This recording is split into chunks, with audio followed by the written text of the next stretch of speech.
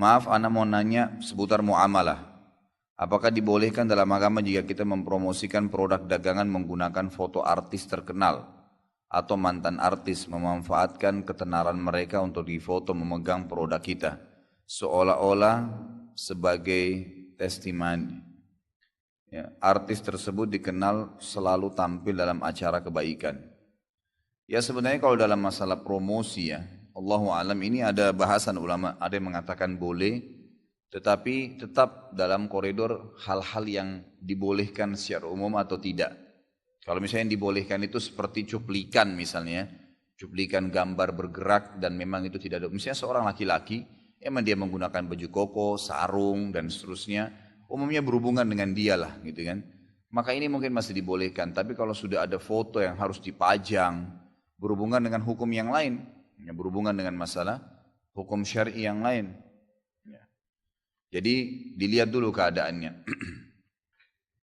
Kalau misalnya bisa kita tidak melakukan itu jauh lebih baik, jauh lebih aman. Gitu kan? Mungkin dengan cara promosi yang lainnya.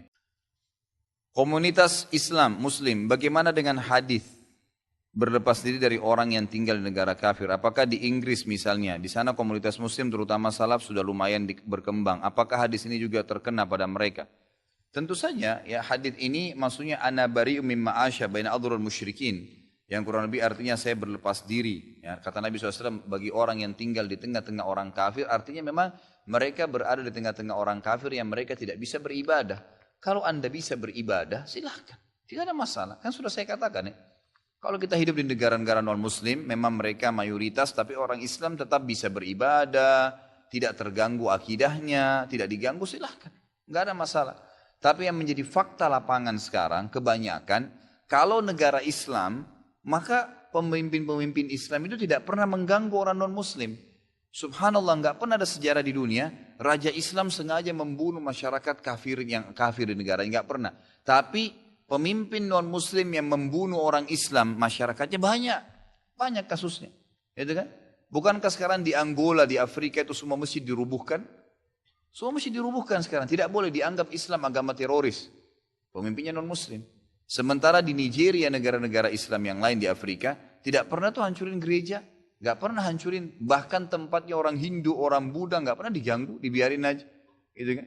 Di zaman Umar bin Khattab, di zaman para sahabat, para tabiin, ya, para ulama, khalifah-khalifah Islam tidak pernah mereka merusak tempat-tempat ibadah, dibiarin sambil didakwain, gitu kan?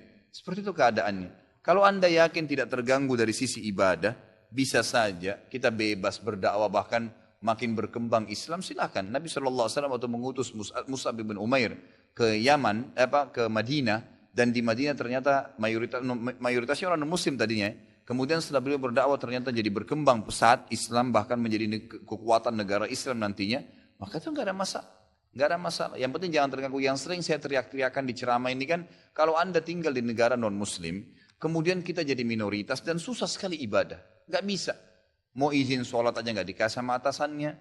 Kadang-kadang kemarin ada yang SMS sama saya, WhatsApp sama saya tanya dari Hong Kong, katanya bagaimana hukumnya pada saat saya sedang menghidangkan khamr, minuman keras untuk tuan saya, dan memasakkan babi karena mereka makan babi.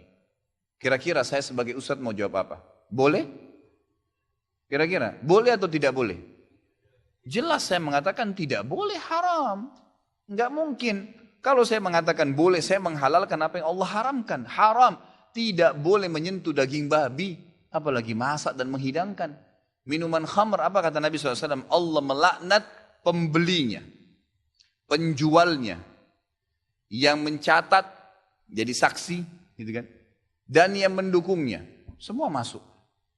Dilaknat semuanya, nggak boleh. Sayang, apa memang anda nggak bisa bekerja kecuali harus bekerja di tempat-tempat yang haram? Tidak boleh. Itu kan, kalau anda bilang kalau begitu Ustaz berarti larang kami keluar negeri, ya ini tergantung bahasan lain lagi.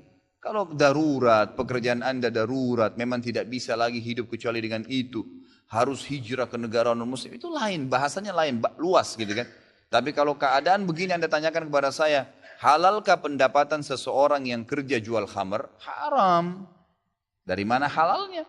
Khamrnya haram, lalu dihidangkan, kita ikut-ikutan, gitu kan.